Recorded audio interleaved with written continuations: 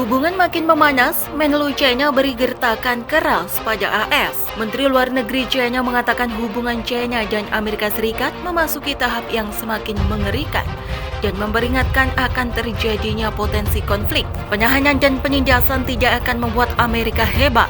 Itu tidak akan menghentikan permajaan China, kata Qin Gang, dikutip dari BBC Internasional Rabu 8 Maret 2023. Qin, mantan Duta Besar China untuk AS, mengajakkan konferensi pers pertamanya sebagai Menteri Luar Negeri pada Selasa 7 Maret 2023. Berawal dari balon mata-mata, ketegangan antara negara adidaya kini semakin bertambah, meskipun ada upaya baru-baru ini untuk meningkatkan hubungan ke posisi yang baik. AS menganggap China sebagai saingan utamanya dan tantangan geopolitik yang paling penting. Ini seperti kancing pertama yang salah, kata Qin, berbicara di sela-sela pertemuan tahunan Parlemen China di Beijing.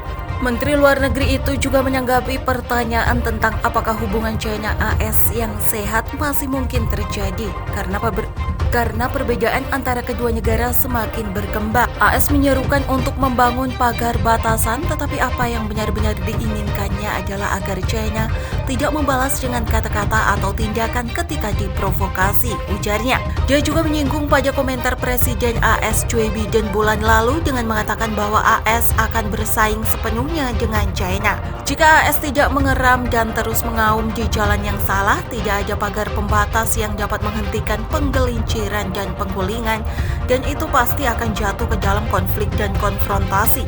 Siapa yang akan menanggung malapetaka konsekuensinya, tuturnya. Dia juga mengatakan krisis diplomatik yang disebabkan oleh insiden balon dapat dihindari, tetapi AS bertindak dengan di luar kendali.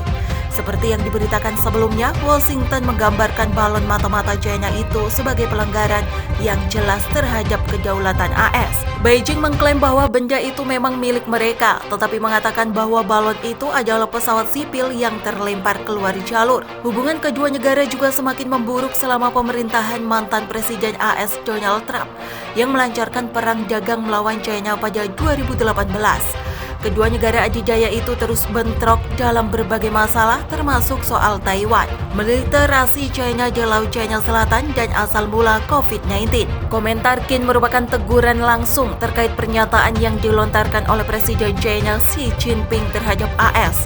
Xi mengatakan negara-negara barat yang dipimpin oleh AS telah menerapkan penahanan, pengepungan, dan penindasan menyeluruh terhadap China dan membawa tantangan berat bagi negara tersebut. Qin juga menyinggung adanya tangan tak terlihat yang mendorong krisis Ukraina, tetapi tidak menyebutkan nama negara atau individu manapun. Dia menegaskan kembali bahwa China tidak memberikan senjata ke kedua sisi perang Rusia-Ukraina dan menyerukan pembicaraan damai untuk dilanjutkan. Namun, dia bertanya mengapa AS menuntut agar China menahan diri untuk tidak memasok senjata ke Rusia ketika AS menjual senjata ke Taiwan.